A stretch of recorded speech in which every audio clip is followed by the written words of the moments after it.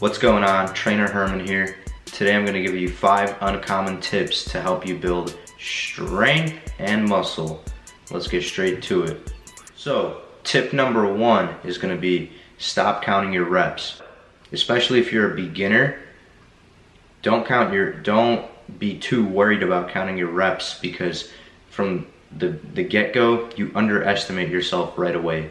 So if you're doing a certain exercise where you do 12 reps and it's very simple and you get your 3 sets of 12 done and you barely felt anything, you really haven't done much. So you have either more weight to increase or more reps to do.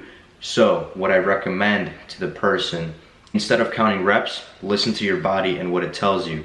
If you want to work out until you feel at least something slight.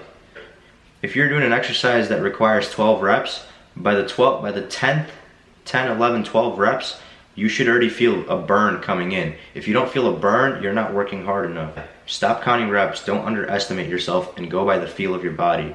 Tip number 2 is going to be stop stretching before you exercise, but do mobility instead. So when you stretch before an exercise, you end up elongating your muscles and you go into your exercise working out in that elongated state that your body's not used to. So if you're going to go into a squat and you're going to stretch before, you're going to get much deeper than you normally do, and you're going to lose all tightness of your form, and it's going to feel much heavier and it's going to be much sloppier.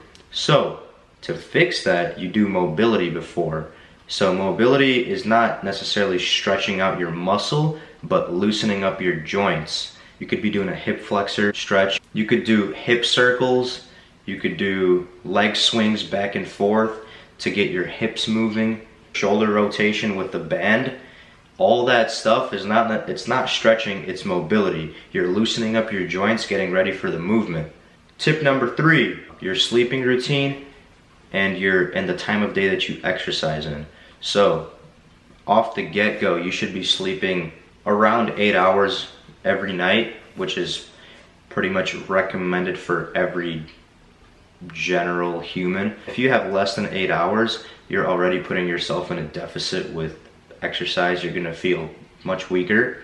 So at least 8 hours of sleep, and it should be at the same time. If you're going to bed at midnight, sleep till 8 a.m. If you gotta be up earlier, you gotta go to bed earlier. So get those 8 hours in throughout the night so you can lift properly in the day. And that correlates with the second part of the tip, is the time of day that you lift. So I personally like to work out in between 4 to 7 p.m., somewhere around that range. I work out in the afternoon. That's just how it's been ever since school and all that sort of stuff. Some people like to do it in the morning. Some people like to do it even later at night. So make sure you keep exercising at the same time of day. So I'm always going to try to stay in that 4 to 7 time frame, just so that's my strongest point. That's where I feel the best to exercise. I'm already kind of loose and I'm good to go for my workout. Tip number 4 is going to be foam rolling. So we talked about mobility earlier. That's just loosening up the joints. Then there's foam rolling. So foam rolling is something I started doing maybe about 2 months ago, and it's been one of the most helpful things for a lot of my exercises. There's multiple benefits of doing foam roll. Let's say you're doing push-pull legs twice a week, and you still might be a little bit sore the second time you have to hit a push day, so like a chest and shoulders. And you're still gonna be tight, so you gotta roll out your chest. So not only do you have to do your mobility stuff, you wanna get a foam roller, you wanna roll that out, you wanna make it feel loose, and it's gonna warm up, and it's gonna activate, it's gonna recruit all of your muscle fibers, so you're ready to work out. And then you're as well gonna get rid of those tight spots, those trigger points, your IT band on the side of your leg by the quad. It's a pain in the ass to roll it out, and you're gonna have trigger points all over. But the best thing is keep rolling through it, and once you hit a trigger point, literally just stay on that spot and just kind of keep rolling slightly for like 20-30 seconds until you feel that kind of release. So once you feel all the release, you're good to go to your exercise. So that's going to help you tremendously with building muscle and strength faster. Tip number 5 is going to be focusing on your compound movements. So that includes your exercises that require multiple muscle groups at once.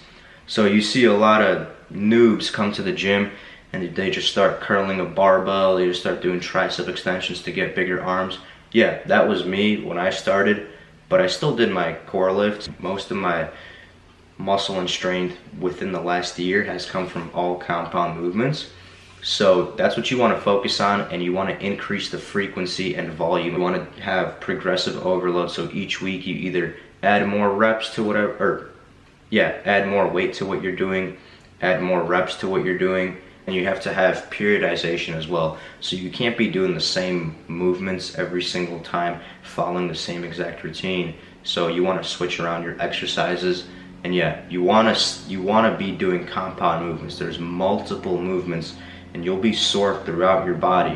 On my push days, if I hit triceps just for isolation purposes, it's maybe one exercise and that's it, because they're fried from the compound movements. On my pull days, once I hit my deadlifts, I'm already like 60% fatigued, so I hit my other exercises, but I don't focus on them as too much. All I care about is my deadlift and like my rows. That's about it. Legs is squats, lunges, all that sort of stuff. You want to work on all of that, all those compound movements. Forget about leg extensions, leg curls. Put your compound movements in front of your isolation movements. Those are my 5 tips for building muscle and increasing strength. I'll see you guys in the next video.